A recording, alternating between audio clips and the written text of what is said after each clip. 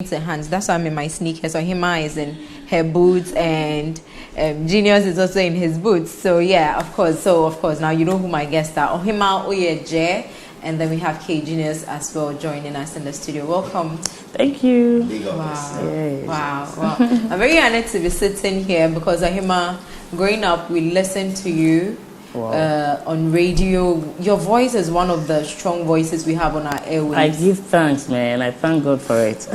So now, for those of us who haven't really heard the Ohemaa story, Genius, I'll come back to you shortly. No problem. But we want to start with you. Okay. How did it begin for you? How did you become one of the renowned household names internationally? Because of course now it's not only limited to Ghana. Everybody around the world gets to listen to you. Yeah, that's true. Yeah. Well, it's been a journey. It hasn't been easy. Right? Yeah, from school, straight from senior high school, I started working. Okay. Yes, and my first company was an investment company, Golden Aid Investment in Kumasi. Okay. Then I had a training with the MediaNet Professional Consult in 2002 and started radio right away from 2003 till date. I've been doing active radio. So it was more like an inbuilt talent. Straight. Okay. Yes. Okay. So I started radio, and my first station was Zuria FM in Kumasi. Right. Second station, Sky FM in Sunyani. And then first is Nkoso Radio, second is Sky, and then the third station is Zuria FM rather. Okay. Then I came to Accra, and my first station in Accra was Top Radio. Second was Adom, and the third is Angel. But I've done a couple of other works, that is media work, but not radio. You know, I've done TV alongside. I did something with David Donto on GTV, then Times I Grew Fear.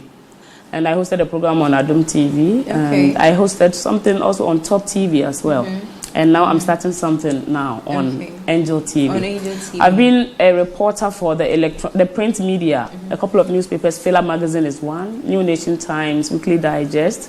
And I was training for other newspapers, so I've done a lot. Okay. And when it comes to radio, I started as a sales executive. Later, I did P-News, I did English news.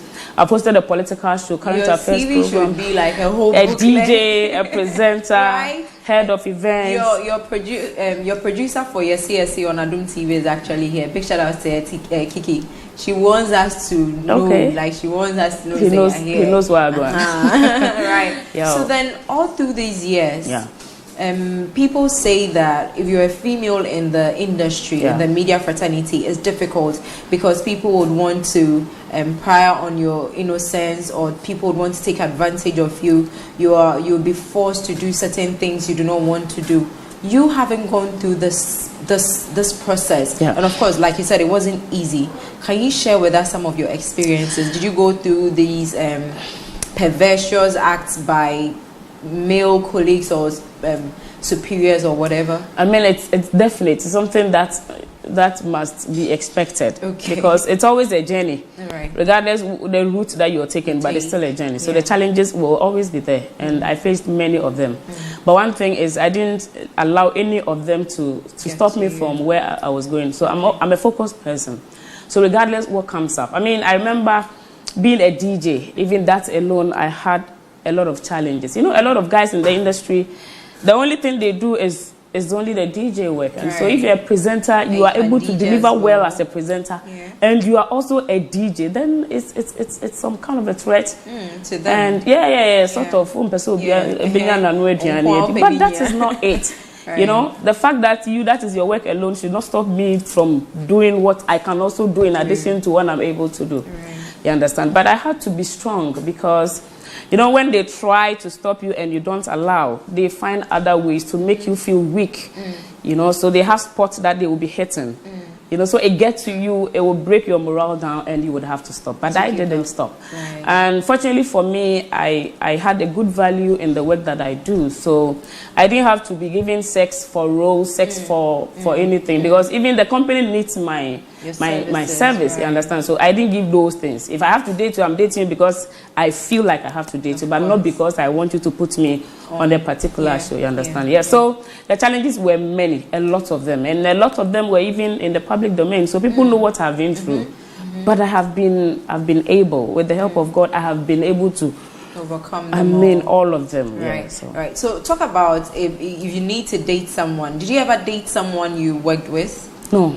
Okay. I didn't do chobos to chobos business. Which one is chobos to chobos? Like all of us, they compose and we eat. Oh, right. So you never did any of this? No. But why? What if? No, I didn't like to do any showbiz relationships. You know what comes with that? Pressure. But there was no one in there you were attracted to? No. Okay. Nah. Some people tried. I mean, some big boys, some colleagues. I mean, I'm a woman, and the fact that you are a woman, even Sabin previous, now the mad woman by the roadside gets pregnant. You ask who slept with her. Yeah, so they came, but they were not probably my thing. You know. The way Genius is looking at you, it's as if he has something to say. When he gets to his turn, he says, No, it's good values. I mean, I'm listening, I'm laughing, and it's pretty cool. You know, the question is asked, but it's not, it's not for me to answer. I'm just. She has to answer them. Yeah, but do you have a problem with dating someone you work with, a colleague in the same company in the same field? I mean, me growing up differently is, it's total. As a man, personally, you always hear that you don't mix business with pleasure. Right. That's what you hear all the time. So, I mean, would I date my workers? No. Would I sleep with my workers? No. So if I'm in a place where I'm gonna, if I see somebody I like, would I date? Or no, it's not about just dating, because it's gonna cause confliction and it's gonna cause confusion. Because sooner or later, if the relationship don't happen, right, work up pretty well, what's gonna happen? That's the question. The question is, you sleep with somebody at workplace, but then you guys break up. How do you relate? How do you operate? How do you come in the same workspace knowing that you are that person and you see this person with time and you know, it's a lot of questions to ask. Okay. So will you ask a question before you do it, or would you say, "Well, I'm gonna leave home at home"? So the Jamaican always say, "Blood and skirt. Don't shit where you eat." Nice. Okay, I get that, and I think I agree with that pretty much. I do. Yeah. Right, Ohemaa. Now let's come to bullying in the industry. You've had your fair share. You know it. And I'm sure you're also having some experience. Oh, yes. Yeah, it happens. And like I said earlier, you should expect it.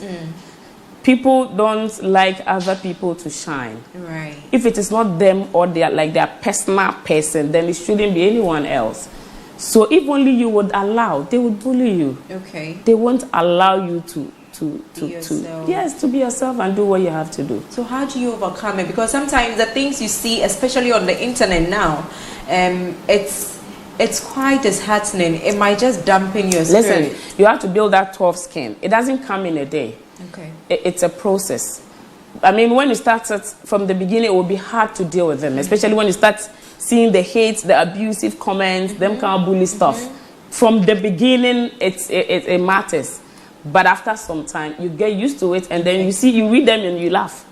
So somebody probably is sitting outside reading and think, "Shit, this is some kind of pain to the person." But you, because of the experience you have and the type of skin you have developed, Charlie, doesn't really do nothing. Okay. It means nothing. It is plain something that somebody has written, and if you read it and you want it to mean what the person has written, it's up to you. But if you read it and you even laugh at the person because you see that this is a miserable person, the person is in a mess. Right. That is why he or she has time to be writing all those things, to spend quality time, to be writing stuff like that when you are making good money. You understand? And when you are going on, I mean, things are moving forward for you, and they are there and they are writing trash, and you think that should be an issue? No, I can't be bothered. It shouldn't. Right. So she says build a tough skin. Right. So over the years, I believe you've listened to Ohemaa Oye. Those of you who were privileged to see her on TV, those of you who are still privileged now to have followed her journey through radio. She's here today. If you have any questions for her, if you have anything you want to tell her, send it to my WhatsApp number and I'll do well to read it for her. The number is 0557-190-888, 0557-190-888. For the last time is 0557-190-888. Now for Cajun Genius, we know that you are the first Jamaican artist to sing a song in Chi or to record a Chi song. Yes. Where did you learn the language from? Both. First to sing it and record it. Record, okay. Chi song. So, okay. I learned it from a good source. Ohemaa Woye. From her? So she can answer this. Okay, so now let's get this right. How long have you two known each other respectfully? A year and a couple months. Yeah. And you were able to learn so much of our local dialects that you were able I've to... learned it I learned to sing a song. Okay. In 5 days. In 5 days. Oh my God. And record it. By the 7th day, it was finished and mastered. Ohemaa, you must be an amazing teacher. You know, the thing is, the song was initially recorded in English. Okay. And then I did a translation for him, and then I taught him how to pronounce the words. Even though it may not sound like the organic Ghanaian, it's still a tribe because he's a Jamaican. Yeah, fully. Yeah. Wow. Okay, so how was the experience like learning from one of the best in the game? Well, you know, it wasn't challenging. She thought it was going to be challenging. And he wasn't in Ghana even the time that I taught him. We did all of that on the phone. On phone? Yeah, on the phone. Yeah, I was out of the country, so I was taught on the phone. So it's not like you were together and there was a blackboard somewhere. No, it was on the phone. It was on the phone. Wow. So it was harder. Okay. Because the reception here sometimes is poor. Bad, right? Yeah. But we have some techniques that we have to figure out, and we figure it out. And beautiful. Yes. I know Ohemaa did. She studied languages in school. I didn't. I lived in the Zongo, a community where people speak different local dialects, and that is how I'm able to speak many languages. It's not because I learned it in any school. There is nothing like that. This is a shocker. All this while most of us will believe that you studied it like in school. No. So how many languages do you speak in all? Well, I speak Hausa, I speak Bono, and I speak a little Dagbani and a little Ewe, and I do Arabic too, not just the Hausa. Then I do English, and then I use the Ethiopian tonation to chant my psalms. I mean, yes, the Rasta way, so that my streets get to. Wow, yeah, and now Patois, because my song is in Patois, so get ready for more. Yes, I was listening to the song. I saw the video. I was listening, and you were ragaing, and I'm like, hey. Yeah, what did you see? They were saying that you Charlie, we ain't joking, Whoa. Right, but was there ever a time where you wanted to venture into music? I hear say you wanted to be a rapper back then. Well, that was during the senior high school days. I loved entertainment stuff, performing people's songs, akata way of, I'm the only female child. I have 6 solid brothers. So my life has been the boys' way of life. And I loved music, but when I was introduced to radio in 2003 and I started, music has never come, like, it didn't cross my mind that I would even do music. No, never. Yes, until, and this all happened because of K Genius. I've been his manager for over 1 year. I was managing his works and everything. And this song, we prepared it last year, but it wasn't done. We wanted to actually finish it with Stone Boy, or Samini, or Mesvi. But unfortunately, they were not available the time we needed them. And so Genius brought up the idea that, Ohemaa, let's jump on this song and let's do it. So we had to quickly work and get it done. So if Stone Boy have this song, the first part that was recorded, Samini has this song. He wasn't in Ghana even at the time, he was in America also. But they were not ready, and so there was no time. Yes, there was no time. So was there any sort of coaching from K Genius? Exactly, the patois is his language. So that, today the song is everywhere. It's been played in Jamaica, it's been played in America. And through him, I've spoken to some industry gurus in Jamaica and America, and they don't want to believe that I'm a Ghanaian. Because it sounds like a yard girl, like a Jamaican girl. Because with his help, I was able to flow and sound like a pure Jamaican. So it's not to say laugher, trying to, that kind of thing. Okay, so you said a yard girl. Yard girl. Who is a yard girl? Yard girl. Who is a yard girl? Yard girl is someone who stays in Africa or in Jamaica or in West India. I don't consider America or a yard girl because it's mostly hot weather. So if you're in the yard, so yard man means that you're in your yard, you're in your house, you live in your house. So that means you're only as a yard girl. So I qualify? Yeah, if you love your house, you are a yard girl. Me love me house. You love your yard. Yeah. Yard.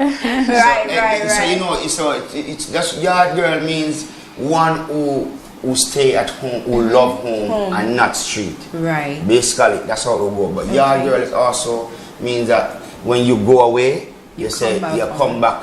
Me got my yard, or my yard is this, and this is where my yard is. Some people say, wherever them lay them head, that's them yard. This is where I come from. No, not for me. Okay.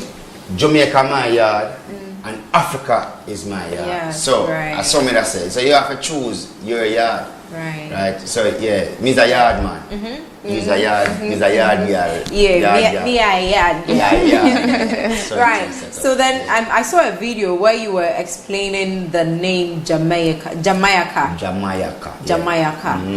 It seemed like you were telling a story. I'm very much interested, and I believe my viewers are as well. So tell us the story behind the name Jamaica. You know, me's a man like this. I travel, so when I'm in the state, actually, I'm around a lot of Africans, especially Ghanaians. Well, I was a Ghanaians. Ghanaians. Ghanaians. Yeah, man. Okay. My way of saying it. Not Ghanaians, not Jamaican. Ghanaians road boy. Right. I saw I go. Anyway, though, I met up this gentleman from Ghana, and the man looked at me and said, "Road boy," I said, "Yes, sir." He said, "Yeah." I said, "Yeah, man." I said, "Cool. Do you know what Jamaica means?" I said, "I know what Jamaica. I'm from Jamaica. You asked me if you know what Jamaica means." He said, "No, I'm not take it no personally, but say, do you know what Jamaica means?" I said, "Not really. I've never really searched up the name or look up the meaning of Jamaica." So he said, "Well, Jamaica is a name that comes from Ghana. So it's not pronounced Jamaica. It's a Jama-Yaka." I said, "What?" He said, Jama-Yaka. So I said, "What that mean?" He said, "It means that we're stuck. It seems that we're stuck. It means that you're holding a place on your own will and you can't go anywhere. You're stuck." No, and you look stuck. You feel stuck. No, that you just feel stuck. You can't go nowhere. Or you go build a boat and run across the ocean to come back to your yard. That's too deep for me. I didn't get so I'm breaking up for you. Right. You can't build a bamboo wharf or a bamboo draft or something to jump on the big ocean and row back yourself to Africa. Right. So in a slave days, them drop off of people. This was what the Ghanaians were saying. So we are Ashanti. So it originated from Ghanaians saying Jamaica. Jamaicans are Ghanaians. They're not but Ghanaians. Wow. No, you know. So we are family. We are family. Me come back and That's beautiful. So when I found out that, I was shocked, and so I did a little more research, and yeah, it was true. Yeah. Wow. I'm sure my ancestors are in Jamaica. Jamaica. Yeah. That's beautiful. We're stuck. Yeah. That's a beautiful story. I think this is a month of Ghana, and it's good that we are getting some of these stories, knowing our roots and then what happened back in the day when most of us, our parents had not even met and decided whether they were going to be together and bring us forth or anything. Right. But before I come back to Ohemaa, your journey as an artist, how has it been for you? Not an easy journey. I will tell you that right now. It's not an easy journey. You know, when I was growing up, growing up in Jamaica, it's like, you know, everywhere in Jamaica is definitely, and you have a sound system that is in this yard and that yard and that yard and everywhere. So every night is a party. So that's how we grew up. Every night is a party. So you can't go wrong because I love the sound system. So I was, you know, that's how it really started though. So, you know, when I migrate to the US, I never chose to really do music. Write, as I've never written music. Okay. So I have a brethren that he always hear me do the dancehall thing and you know, imitate other songs that I want to say, like you grew up around other artists, Yellow Man and Daddy Lizard, Flower Gangs, all these guys, and you would sing their songs. So he must say, "Boy, you're so good, you know." Every time, and especially, and you keep hearing these things, even though grown up. Every time I talk, them say, "It sound like you sing." Right. They not talk, they sing. So we keep hearing that, and you know it's stuck in your head. Because you gather information from your youth up. You understand yourself. You keep hearing people saying these things, and you're not picking up the details. But I pick it up. I said, wow, people keep saying me I sing when me I talk. So maybe if I start singing. So I should start freestyling, and then a brethren said, why not start right? I'm saying, right? Freestyle better, I can't write. Okay. He said, no, if you write. And he was a rapper at the time. And he was pretty good. But start writing on a bus one night. And that was it. When I went to America, actually, it was pretty cool. I linked up with Mamola Kamusi. At the time, I was doing, I was a barber, cutting hair. And I was cutting in the 90s in the US. And used to have lines upon lines, and people used to hang around the corner waiting for me to cut them hair. That's what it was. And then there was a guy named Eric from England, and Marlon. So Marlon used to cut his hair, and Marlon sent Eric because he came from England, and he came with Mamola Kumusi, and he wanted a haircut, and that was it. This was that he come and cut his hair. And then I heard about Mamola, which I knew about Mamola. Mamola was singing at the time. I was in Jamaica, pump your jam, pump it up. And I said, what? I said, well, I want to meet her. And the man said, yeah, man, we can meet. So I cut his hair, and it was the wickedest haircut him ever get in my lifetime. So me linked me up with Mamola the same night. That was it. And it took off. She likes me, and she took me on tour all over the place. Wow. And I wasn't even a singer at the time. Wow. Performing in front of millions of people. Wish I was a singer then. Wow. Yeah, so that's how my journey started up. Yeah, and I was grateful for that. Just that somebody would have just picked me up like that and take me all over the place, not even knowing who I am. And that's how it started. So you say you fall in place at the right time, at the right. You're always going to be in the right place at the right time. At the right time. That's how I always see. I came to Ghana for the year of return. When I hear about the year of return, I say time for me to go Africa. Yeah. So me pack up my things. You came back home. And my wife said, "Boy, you should go. You always want to go. You should go." Yeah. So she encouraged me to go, and I buy my ticket and reach. Wow. And I was hosted by a friend, and then the first interview was with Ohemaa. When we had that interview, it was very much authentic. It was good. Yeah, it was the best. It was the first interview I had, and I had other interviews. Because I'm in Ghana. Yeah. And I told the other guys that listen, me no anymore. Thing, you know, me go talk to Ohemaa. And I actually Rasta, with the Ras. Yeah. And that was how the connection started. The man gave me the information, and we linked up actually. And Ohemaa invited me to the ice bar, and I didn't even hesitate. I said, listen, I want you to be my manager. Of course. And she said yes. And she's doing amazing for you, I suppose. She said she never done these things. And she mentioned, said many of the guys have asked her many times. I said, Mr. said, why me? I said, I just don't know. Your voice, everything is good. I'm just going to do it. Right. And beautiful. And that's where here we are today. Ohemaa is now one of the biggest reggae artists. Yay! That's amazing, right? So now we are back to Ohemaa, and then we are talking about the journey at ABN. So far, well, compared to the other place, there's much freedom here at ABN. ABN, okay. Yes, and so there's more room to be more creative. It's a creative job that we do, so you don't need too much control, too many directions. Because if you are a talent, you just need a few guide, and you must be allowed to flow. Thank you. Because the football coaches and the managers, they don't follow the players on the park. When they put them on the park, they give them all the vibe that they need before they jump on the park. But when they're on the park, man, it is their field. Ohemaa, you are preaching. My soul is excited. You see, I love working with ABN. One thing I really love about ABN is that freedom to operate. Okay. But that doesn't mean that there won't be challenges. There are other, everywhere that there are humans, there are problems. Of course. But I love the fact that I have the freedom to operate. And because of that, I have had many awards in just 1 year I jumped on the platform. Because I've been myself. Yes, you've been allowed. And now the people are feeling the Ohemaa Woye that they know. Yeah. You understand? Yeah. So with the freedom you spoke about, were there other places, not to mention any, but were there restrictions, and what kind? Well, I mean, even at my former station, they call it structures. And you always have to follow the rules, the book long kind of thing. You can't compare structure, the way it works at multimedia, to the way it works at ABN. Okay. But I think I prefer the ABN style. Because it's a media environment, we are allowed to... We are not jacket and tie people. Thank you. We don't work in the bank. It is the bank people that for wear jacket and tie coats kind of thing. Ohemaa. We like this. If it's the madness that way the fans love. So you come and without rules. You're a bit of crazy here and there.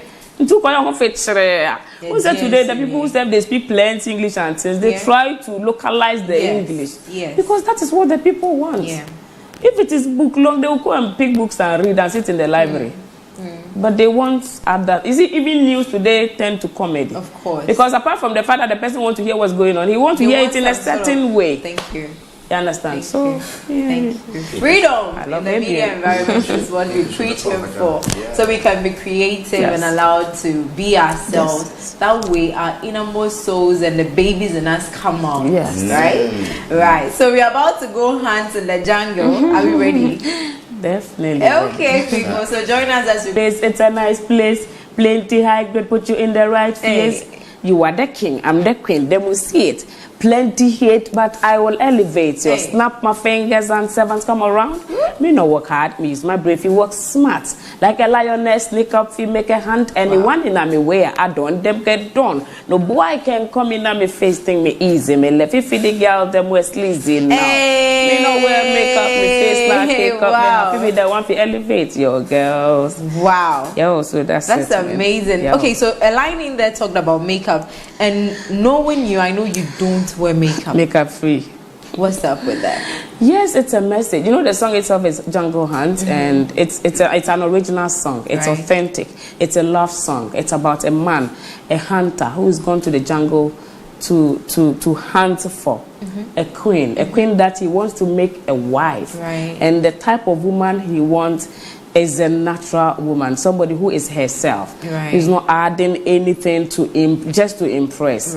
But somebody who is able to do her own thing, and she is in her own world. You understand? And so my part is telling you that, okay, so then you are at the right place, because man, plenty high grade has put you in the right place. You actually just switch back to the fatwa. That me don't wear makeup. Yeah, so me face my cake up, man. But who cares?